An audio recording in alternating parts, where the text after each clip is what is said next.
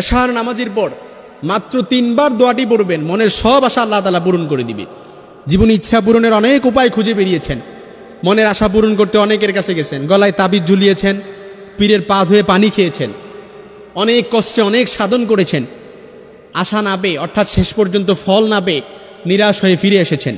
কিন্তু এটা ভাবেননি যে আল্লাহ তাআলা তার রাসূল সাল্লাল্লাহু আলাইহি সাল্লাম মনের আশা পূরণ করার জন্য কোন দোয়াটি আল্লাহ তাআলা ফর্মুলা দিয়ে দিয়েছেন।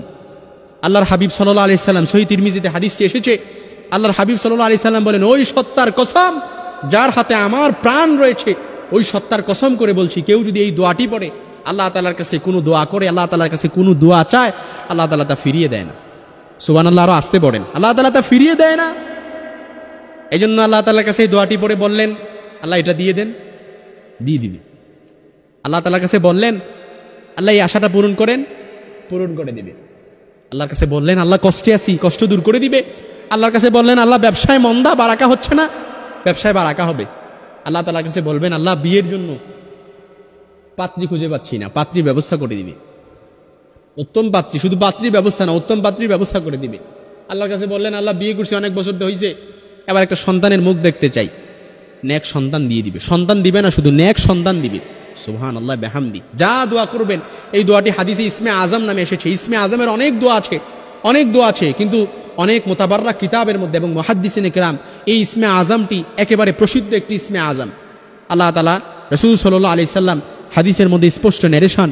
এই দোয়াটা আমি একেবারে বলে দিচ্ছি, পরবর্তীতে আপনারা চাইলে শিখে নিতে পারবেন ইনশাআল্লাহুল আজিজ। আর মিডিয়ার কল্যাণে যারা দেখবেন, ইনশাআল্লাহ এখানেও শিখে নিতে পারবেন।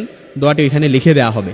দোয়াটি একেবারে সহজ, একেবারে তত শব্দগুলোও কঠিনও না, একেবারে যে দোয়ায়ে কুনুতের মতো কঠিন।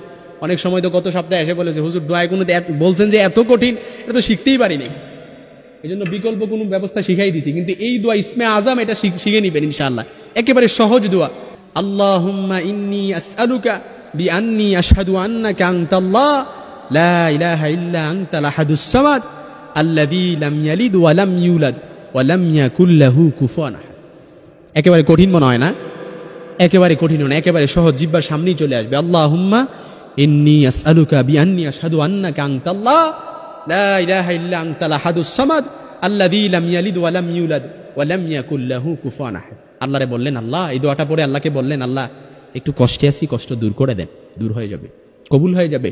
এশার নামাজ পড়ে 3 বার এই দোয়াটা পড়বেন, পড়ে তারপর সাথে সাথে ঘুমিয়ে যাবেন।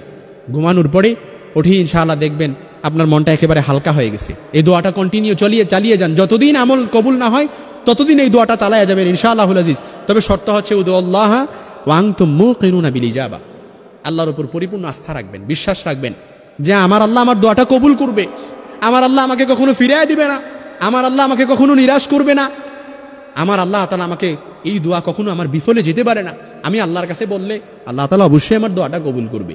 আল্লাহুম্মা ইন্নী আসআলুকা বিআন্নী আশহাদু আন্নাকা আনতাল্লাহ লা ইলাহা ইল্লা আনতাল আহাদুস সামাদ আল্লাযী লাম ইয়ালিদ ওয়া লাম ইউলাদ ওয়া লাম ইয়াকুল লাহু কুফুয়ান আহাদ।